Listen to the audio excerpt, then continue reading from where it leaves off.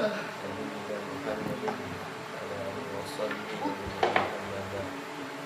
Pertama, adalah kita panjatkan ucapan kita kehadirat Allah Subhanahu Wa Taala yang dimana pada pagi hari ini kita sudah berkumpul di majelis taklim yang insyaallah dimuliakan Allah Subhanahu Wa Taala.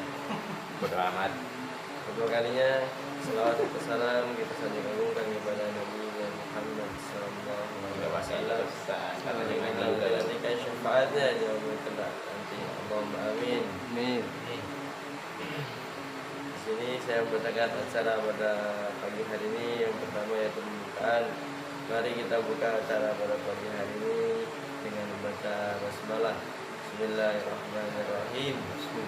Cara yang kedua yaitu membaca ayat suci Al-Quran yang dibacakan oleh saudara kita, saudara Azmi. Ada yang kita persilahkan.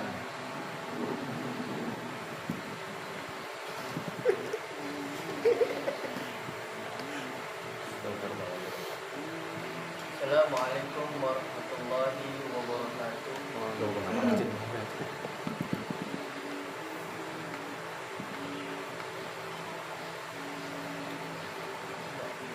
Ngaji? Ya. Oh. A'udzu billahi minasy syaithanir rajim.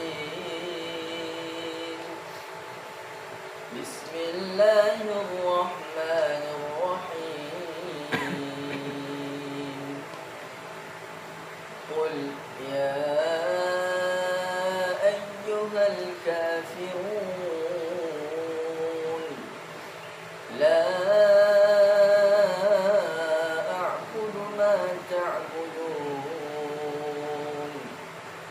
ولا أنتم عابدون ما أعبد ولا أنا عابد ما عبدتم ولا أنتم عابدون ما أعبد لكم دينكم وليدين. صدق الله العظيم.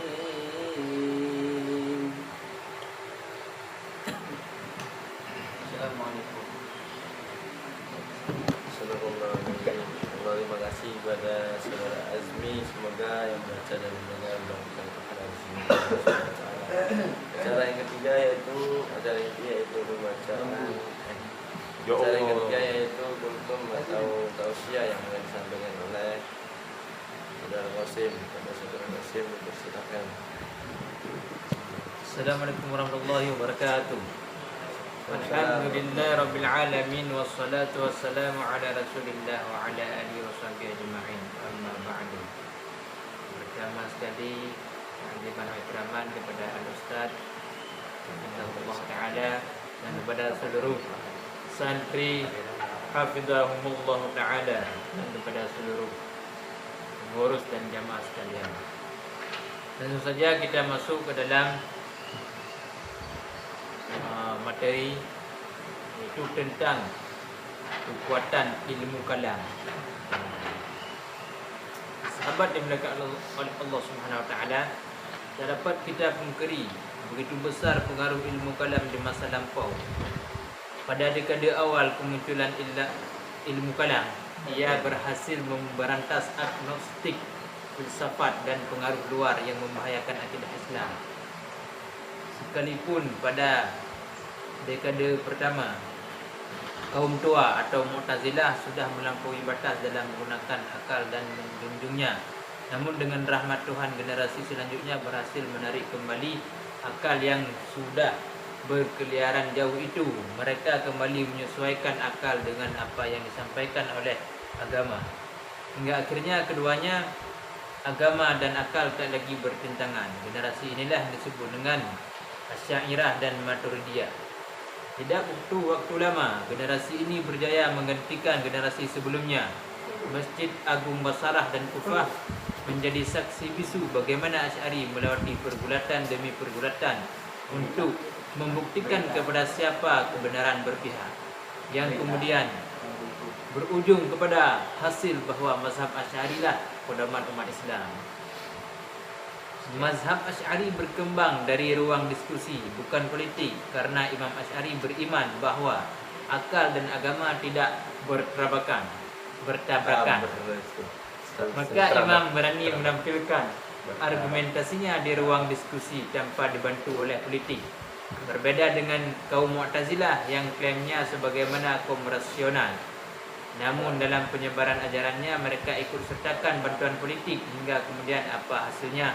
Buyar. Buyar. Asy'ari dan Maturidi mendapat sambutan hangat dari tokoh-tokoh ilmuwan Islam saat itu, baik dari ahli hadis, tafsir maupun fuqaha, fikih.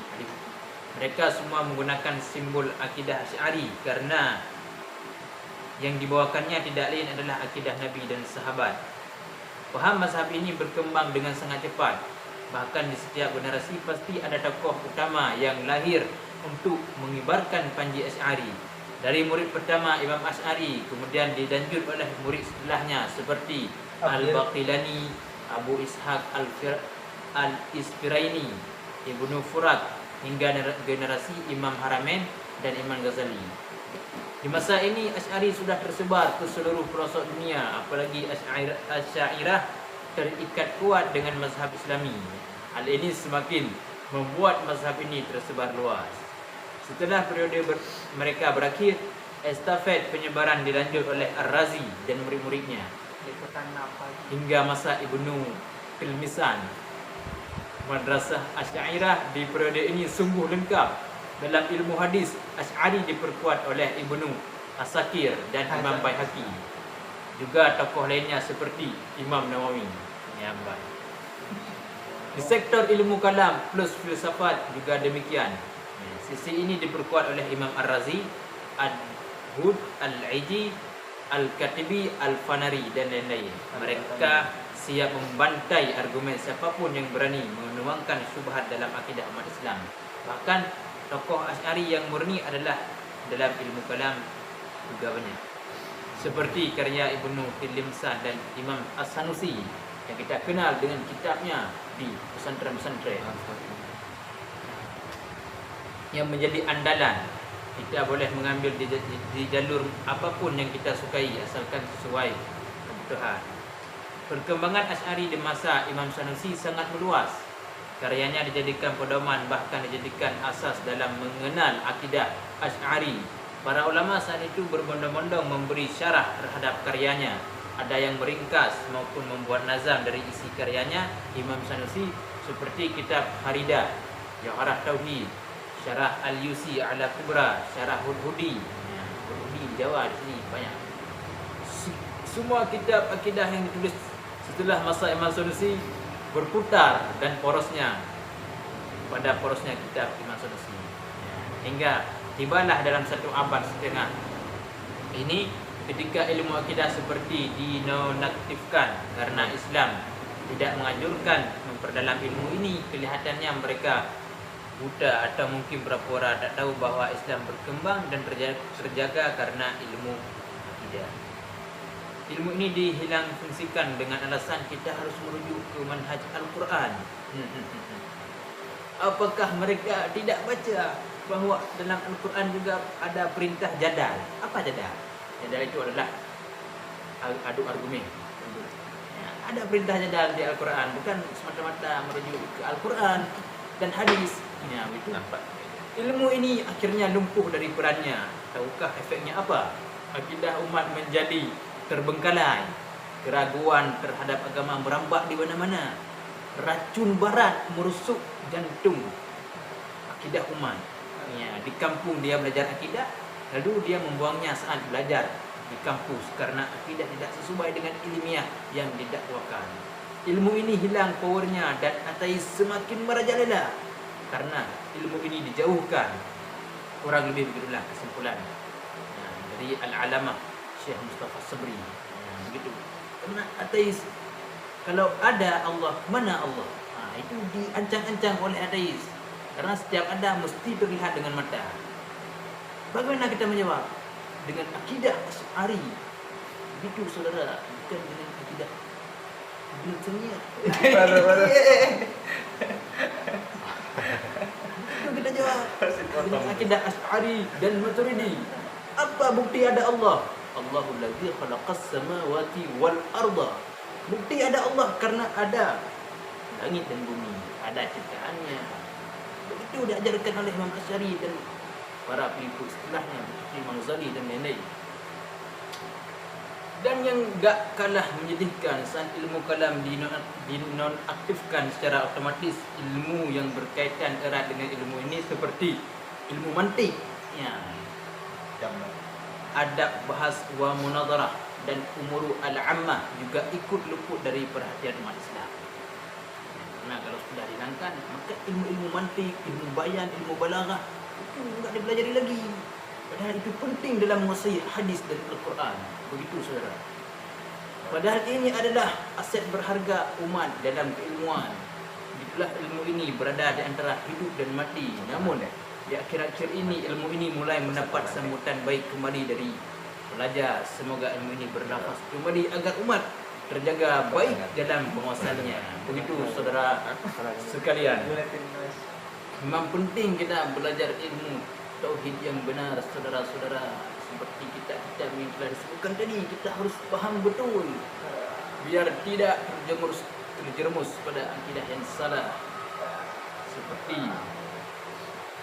nanti ketika Nabi sallallahu alaihi wasallam mau dibunuh oleh orang Yahudi. Lalu kata dia, siapa yang akan membantu engkau wahai Muhammad? Maka ketika itu Nabi berkata, Allah. Bergetar tangan Yahudi tersebut, jatuh pedangnya. Padahal di situ tidak kelihatan Allah. Bagaimana Nabi mengatakan Allah yang menjaga sehingga pedang orang Yahudi itu jatuh? Artinya bukan dengan pandangan mata, tapi dengan pandangan iman. Nabi menjawab, itulah iman, aqidah, usuluddin, tauhid. Penting sekali saudara sekalian. Begitu pula ketika Nabi Ibrahim dibakar oleh api. Tapi apa buktinya? Api tak dapat membakar saudara. Karena memang dalam akidah kita Ahlussunnah wal Jamaah, yang membakar bukanlah api, tapi Allah. Yang membuat kita kenyang bukanlah nasi, tapi Allah. Begitu akidah kita. Sehingga yang kebiasaannya api membakar, tapi ketika api datang pada Nabi Ibrahim AS, apa yang terjadi saudara? Tidak terbakar. Karena yang membakar adalah Allah, bukan api. Namun kalau kita faham yang membakar adalah api, bukan Allah, pendapat ulama pertama itu kufur. Itu kita kafir. Kalau kita faham bahwasanya yang membakar itu adalah api, tapi perantaraan kekuatan yang Allah berikan kepada api, ini pendapat ulama kedua, pendapat yang kuat tidak kufur. Itu tauhid yang dibangun oleh para sahabat dari Nabi hingga ke kita. Siapa yang menyembuhkan? Obat apa Allah? Allah, bukan obat. Tapi berbarengan dengan minum obat, Allah yang menyembuhkan. Karena ada juga orang yang minum obat tetapi tidak sembuh. Itulah akidah yang diajarkan oleh para leluhur kita. Kita harus menjaganya saudara. Jadi gua usah ke rumah sakit ini. Sehingga apa yang terjadi di suatu daerah ketika tsunami melanda, maka datang seorang ulama. Dia di belakang pesantrennya mengambil tongkatnya lalu menancapkan ke dalam tanah pasir yang di samping laut. Lalu ketika air datang, maka air itu balik lagi. Kenapa seperti itu saudara? Bukan karena ulamanya, bukan karena tongkatnya, tapi ulama tersebut akidahnya kuat. Beliau yakin bahwa ini adalah kehendak Allah. Ketika Allah berkehendak, air pun tak bisa masuk ke wilayah tersebut, saudaraku sekalian. Dan ketika Nabi SAW bersama Abu Bakar As-Siddiq di dalam gua Hira, Abu Bakar takut ketika itu. Takbir. Apa kata Nabi? La takhaf wa la tahzan, innallaha ma'ana. Kelihatan enggak Allah di samping Abu Bakar dan Nabi? Tidak kelihatan. Tapi bagaimana Nabi mengatakan ma'ana? Ma'ayah di situ bukan ma'ayah fisik. Bukan ma'ayah materi yang bisa dilihat, tapi dengan kacamata iman. Muraqabah ma'ayah. Makanya ada muraqabah mutlak, muraqabah ma'ayah, muraqabah afwan. Walaupun ini privasi dalam ilmu usul saya sampaikan. Muraqabah ma'ayah bersama Allah selalu. Allah di mana-mana bukan. Tapi iman. Dekat dengan Allah, Allah di samping, di ini, di dekat urat nadi leher. Bukan seperti itu. Itu aliran sesat. Tapi dengan iman.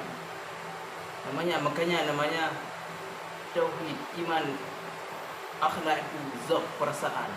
Merasakan, bukan melihat ya, merasakan Allah selalu mengawasi kita. Itulah muraqabah. Saudaraku sekalian yang dirahmati oleh Allah SWT. Sangat penting ilmu tauhid di masa sekarang, sehingga para ulama ketika menjelaskan kalimat la ilaha illallah itu tiga, saudara. Yang pertama, artinya la ma'bud bihaqqin illallah. Tidak ada yang disembah dengan sebenar-benarnya melainkan Allah. Itu yang pertama, itu masa kita. Yang kedua, la mashhud illallah. Yang terakhir, la mawjud illallah. Tidak ada, yang ada hanyalah Allah. Bagaimana penjelasan ini? Pusing kita. Padahal yang ada semua makhluk, Allah tidak kelihatan, tapi la mawjud illallah. Itulah ulama yang sudah tauhidnya mantap, akidah, syariat diberi dengan ibadat, maka sudah mencapai tingkat la mawjud illallah. Apa-apa kita jelaskan sedikit saja. Pertama yang pertama, di la mawjud illallah aja. La mawjud illallah, maka ulama mengatakan pemahamannya adalah ketika ada sesuatu yang digandeng oleh dua ketiadaan, aslinya tidak ada. Kita kan pertama tidak ada, kemudian ada, nanti setelahnya tidak ada lagi. Artinya kita digandeng oleh dua ketiadaan. Asalnya tidak ada. Tapi kalau Allah, ada Allah tanpa didahului oleh ketiadaan dan tanpa disudahi oleh ketiadaan. Jadi ada terus.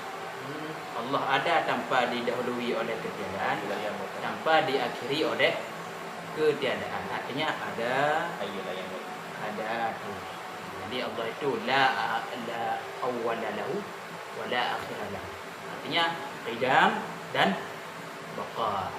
Jadi makanya ulama seperti itu sudah masuk tingkat dalam wujud Allah. Kita menganggap semua itu tidak ada, yang ada hanyalah. Kenapa kita ini tidak kuat, lemah? Karena awalnya kita lemah, kemudian kuat, nanti lemah lagi gitu. Kita ini bodoh, awalnya bodoh, kemudian dikasih ilmu, jadi habis ilmu atau meninggal, artinya bodoh lagi kan. Jadi karena kita ini miskin, lemah, bodoh, tidak ada. Itu. Begitulah saudara sekalian, dirahmati oleh Allah Subhanahu wa taala. Hadanallahu wa iyyakum ajma'in. Assalamualaikum warahmatullahi wabarakatuh. Waalaikumsalam warahmatullahi wabarakatuh. Alhamdulillahirabbil alamin. Terima kasih pada saudara Qasim yang telah menyampaikan ilmunya. Bagi kita semua. Biar kirim Acara dan penutup. Marilah kita tutup acara pada pagi hari ini dengan membaca Alhamdulillah. Alhamdulillahirabbil. Dan saya cukup sampai di sini. Jika ada kata-kata yang kurang berkenan, mohon maafkan. Wabillahi taufiq wal hidayah. Assalamualaikum warahmatullahi wabarakatuh. Waalaikumsalam warahmatullahi wabarakatuh.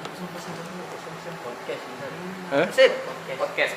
Podcast. Nanti jangan podcast. Podcast.